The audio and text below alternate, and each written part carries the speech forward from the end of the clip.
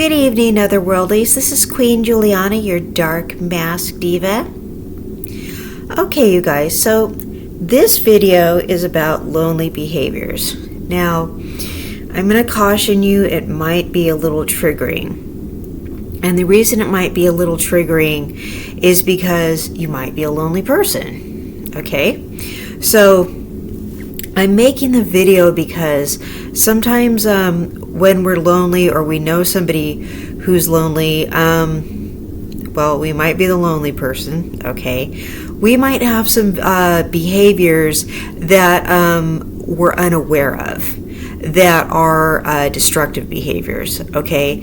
And they're usually, if we're lonely, they're usually self-destructive behaviors that leave us open to elements that are not so good, okay? And what happens is we're not really aware of what's going on, okay? Why is that? Because we're alone, right?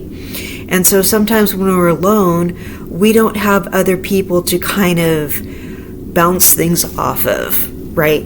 So we don't have any real point of reference, all right? We're just alone with our thoughts, and so, you know, what else do we have but our own self-doubt, right?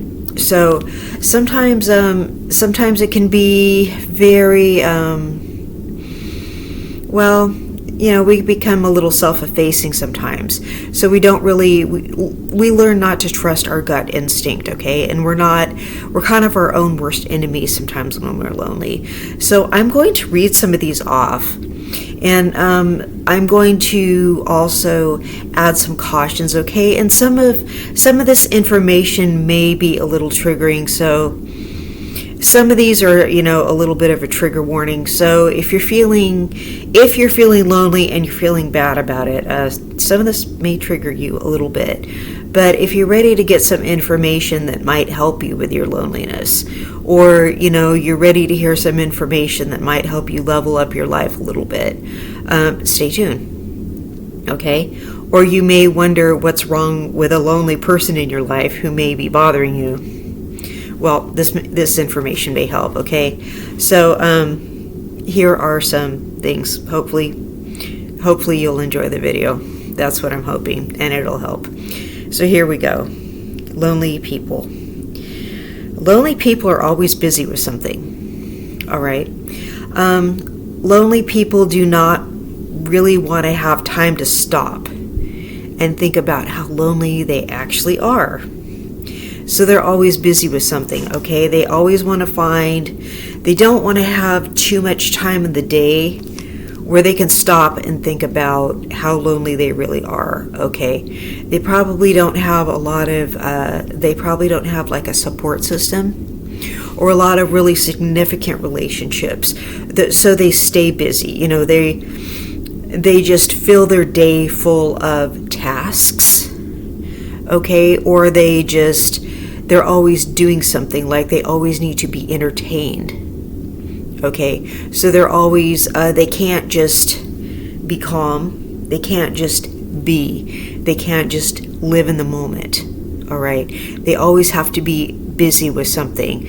They always have to be running an errand. They always have to constantly be doing something. They can never just be calmly resting. They don't want to stop and have to really think about anything. They constantly have to be doing something, okay? They have to kind of overbook themselves.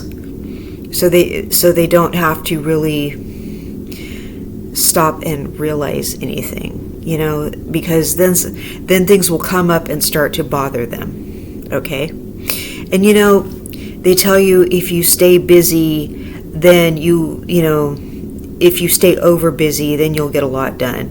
That's actually very toxic information. Multitasking is actually brain damage. Okay, multitasking causes brain damage. I made a video about that about a year or two ago. Nobody seemed to like it. I think I put too much science in it. Okay, and I think I made that video too dry.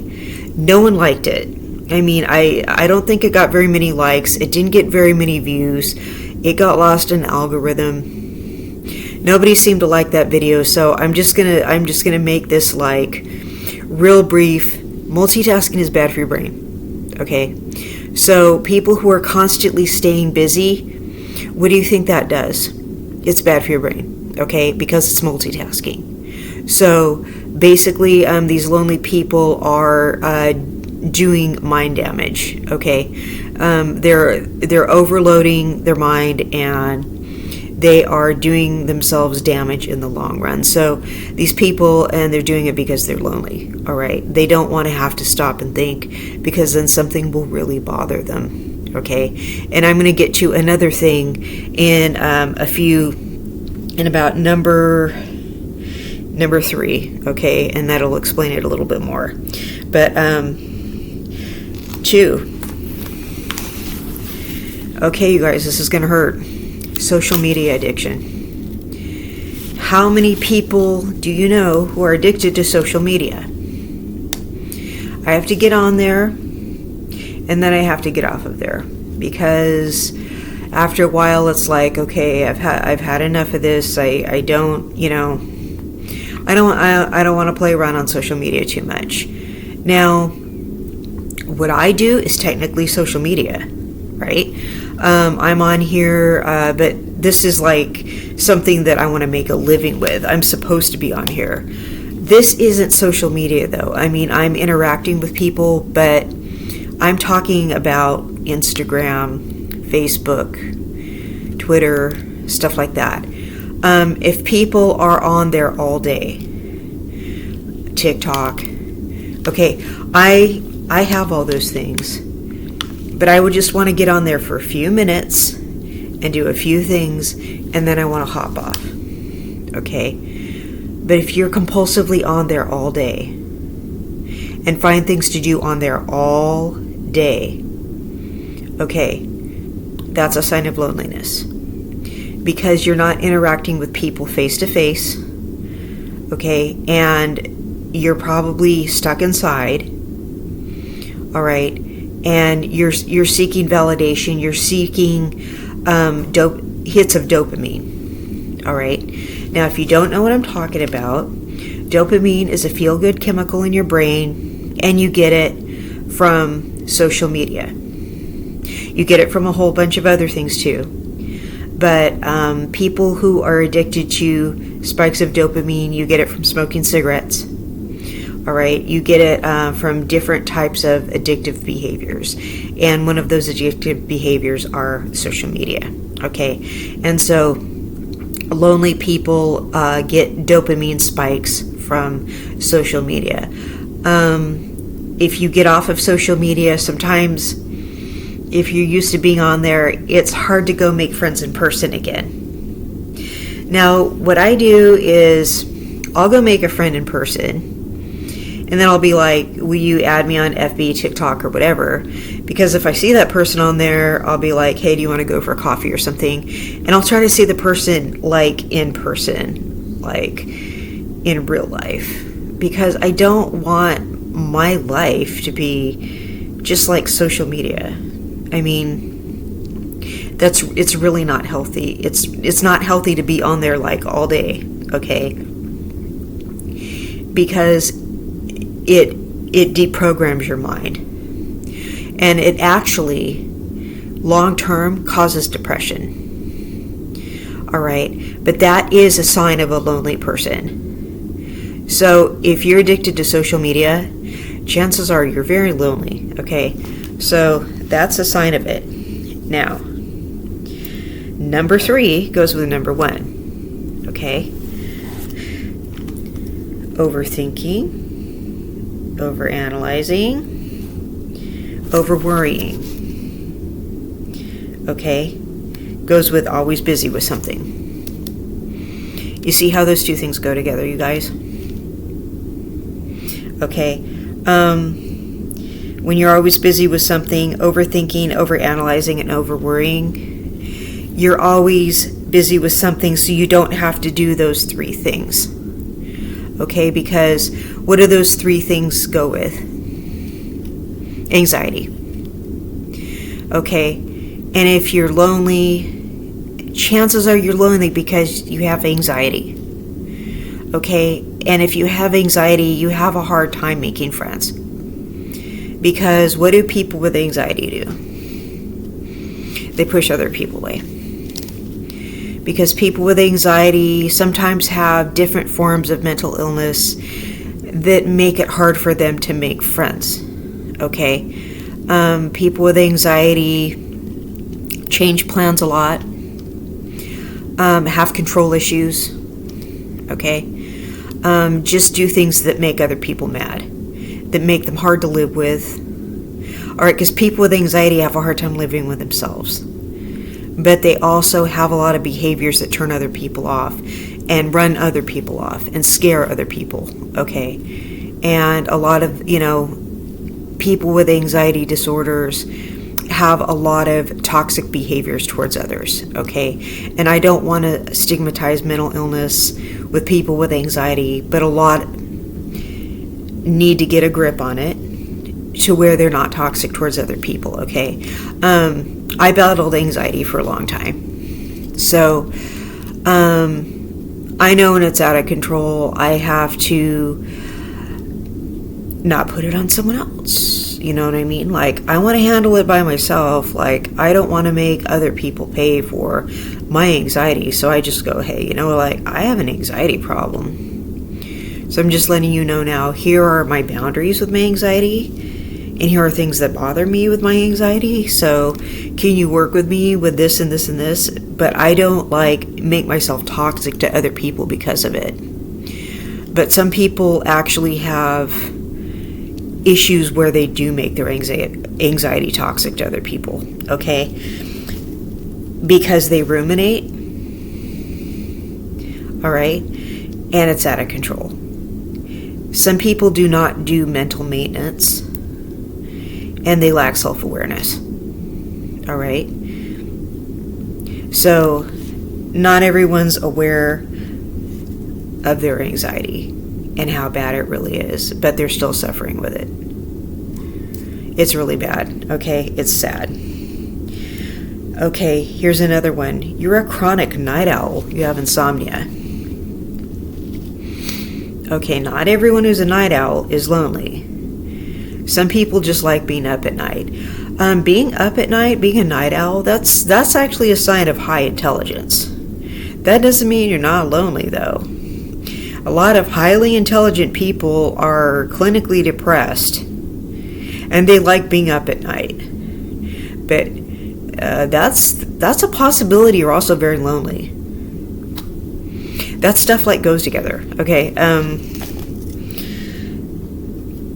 I don't know what else to say about that. A lot of people like to be up at night. And who else is up at night? Not very many people. You're probably alone. And it's hard to find someone else to talk to. Okay, so I don't have much else to say about that one. Okay. I like to be up at night, but I will go to bed because I'd rather be around other people. So I go to bed and I get up during the day, even though I'd rather be up at night. But I'd rather just socialize. So 5. Here's a sad one, really sad. Plummeting self-esteem. Long-term loneliness, what's it going to lead to? Plummeting self-esteem. You're not getting the social interaction from other people, right? So you're not getting other people telling you you're okay. Because sometimes we need other people to say, hey, I like your talent. Hey, that was a funny joke you just told. Oh, I like doing things with you. Okay, because even the most introverted person likes to be around someone else every once in a while. Everybody needs to be liked a little bit, okay? Even the most introverted person needs like a friend, okay? Like, I'm an ambivert, so I need to be alone half the time, but then I need to be around people sometimes. But everybody needs someone to say, hey, you're pretty cool. I like you. You're pretty, you're all right. Like, it's okay to need a little bit of validation from somebody. Like, it's okay to want someone to say something nice to you. You're not wrong for that, all right? Like, everybody craves a little bit of approval. That's like a basic human desire there, okay? So you're not wrong for wanting that. So don't ever, feel bad for that, okay? You're always the listener. Okay. Now, you're always a listener. I'm going to give you a cautionary tale about this. If you're always the listener, you're lonely. You may be a bit of an empath, okay, which means you're a good person. You need to be careful. I'm dead serious. You're going to attract a bunch of toxic people if you're always the listener. You're going to attract toxic people with certain kind of disorders who are self-centered, who want to come to you with their chronic complaining, their toxic venting, okay, and they're going to have a problem for every solution, and they're going to expect you to listen to them all the time. Speaking from personal experience. And I'm not even lonely, but I'm somebody who people feel comfortable talking to. And I'll listen to people, and the thing people don't like about me is I don't want to be vented to, so I will actually give them a solution, because I don't want people talking to me unless they want me to tell them what to do. I know, I'm so mean. But I don't like to hear a problem unless you want a solution, because I'm solution-based. I give advice on my show. That's what I do. So don't come to me unless you want a solution. And don't mention it to me again unless you did what I told you. I mean, yeah, I'm so mean. But you don't want to be a listener. But see, if you're always the listener, you're lonely. You are hard up. You're getting attention from somebody because they're whining to you about something. That's how hard up you are for attention, that you're willing to listen to somebody's crap. Okay, you need to have the self-esteem not to want to listen to somebody's crap. Because I'm sitting here probably sounding kind of mean, but I have self-esteem. That's why I don't want to hear it. But if you are willing to listen to stuff like that, you're probably lonely. Because normal people don't want to listen to stuff like that. You know what I mean? You're probably just hard up for a friend. So, if you're always the listener. Now, if you have somebody you really value, and there's an even exchange of you guys talking to each other about problems, and it's going both ways all the time, that's okay. But if you're always the listener, red flag, you are lonely, okay? Okay.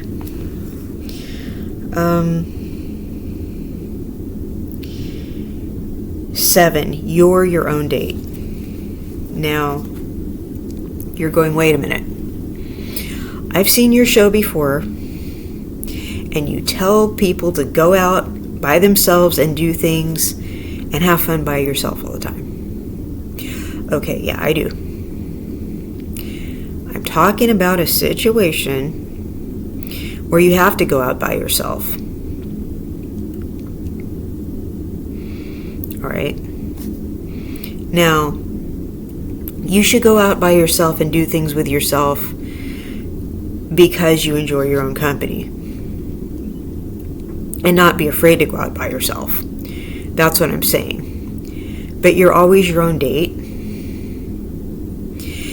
If you're always your own date, that means no one else wants to take you out. And you know what that means. You have some repelling behaviors that turns other people off. It also means you're lonely. So it means you're doing something wrong, that no one wants to hang out with you. So you need to look inward and be like, okay, what is it? What am I doing? Now, I can't tell you what it is. Okay? You have to figure that out yourself. But if you're always your own date, like no one will do anything with you, you have to be able to go out by yourself sometimes and have me time. Okay? There's nothing wrong with that. Like, I'll go to the mall all day by myself, and I'm perfectly fine with that. But at the end of the day, someone usually wants to hang out with me. Etalon wants to meet up with me, okay? But if you're always your own date, something is not right, okay? So just keep that in mind, okay? All right. 8, always the initiator. No one ever texts you. No one ever calls you. You're not the person anyone ever hits up to do things with. I know that kind of goes with the first one. But say like you do get together, okay? You have to like hit people up. You're always calling somebody. People won't think of you unless you start it. Unless you ask people out for coffee, they normally, people won't seek you out. You're always going after somebody. Now, I get it. I'm an assertive person. But if you're always initiating things with everybody else, and like you have to go after everybody, and no one ever comes after you, you're lonely. And you have to stop and also wonder why that is. What are you doing to turn people off? I don't mean that sexually. I just mean, what kind of behaviors do you have that people don't like, that you have to kind of make them hang out with you? Or coax them into hanging out with you. You have some kind of repulsive behavior that makes people not automatically seek you out. And you have to seek them out all the time, like all the time. Okay, you're always an initiator. So just think about that one for a minute, okay? You feel lonely wherever you go, like this general sense of emptiness.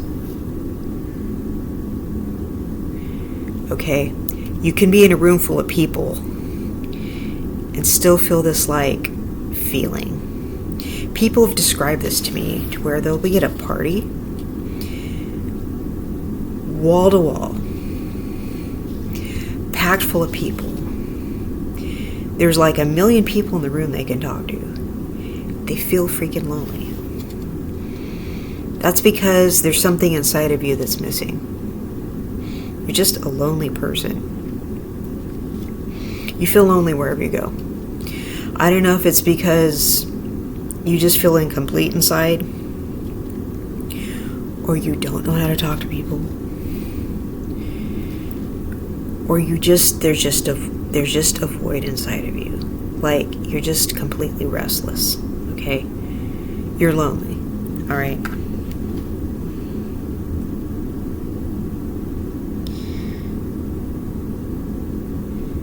Okay. Now, I'm going to try to think of some other ones that I didn't find online. Here's one. You always hang out with the wrong people. You attract the wrong people. Okay? You get yourself into trouble because you're vibrating low. Okay? You're lonely and you're bored. So this goes along with being lonely and being bored. You attract people you should not be hanging out with. You would probably not hang out with these people if you were not lonely. Okay? They probably know that you're alone and that you're lonely. So that's why they're hitting you up. Okay? Because they can kind of like, you kind of have this like aura around you that you're lonely and that there's something wrong. Like that you suffered a loss of some sort, or that have this crossroads in your life, or that there's something a little vulnerable about you. Okay? So they're hitting you up. But this is someone that you really should not be hanging out with, because like they're trouble. They're some kind of bad guy, okay? Like they're some kind of hustler. Okay, they're like a person to where they kind of like, I don't want to say they mean you harm, but they're out for themselves. They're kind of taking advantage of you. But you're lonely. So you're willing to overlook that they're kind of a bad person, and you hang out with them anyway. Like you're so lonely, it's like you don't see that they're a bad person. You're like, oh good, I'm hanging out with somebody. If you were not lonely, you'd find somebody better to hang out with. But it's like, maybe all of your friends are losers. Maybe everyone you go out with is a loser. Why? Because you're lonely. Okay? Maybe you didn't have a lot of friends growing up because you were kind of shy. So maybe now that you're older, you come out of your shell just a little bit, but you don't have a lot of social skills. So people kind of come up to you because you're sort of attractive, but you still kind of don't know how to navigate situations socially. So people kind of come up to you and you don't have like the gift of discernment, right? So you're hanging around all these people you shouldn't because you just want some freaking company. They can tell that you're lonely. It kind of shows because you're walking around like, I wish I had something to do. You're bored. Okay, so first you're bored. 2, you're not hanging around with anybody because you kind of don't know how to make friends. And you're nice. So there's nothing really gross about you. And you're nice. You just kind of like don't know how to make friends. Right? So these bad people are hanging around you. They can tell you're lonely. They can tell you kind of don't have a lot going on. All right? And you kind of don't know the difference between good people and bad people. The only way to really get through this is to learn the hard way. Or if somebody tells you, that person's kind of, they're kind of a manipulator, they're kind of a hustler. Sure you really want to be hanging around them? They're kind of a criminal. Maybe you should listen. That person means you kind of some harm. Or, that person was kind of talking about you behind your back. Or here's one that's a dead giveaway.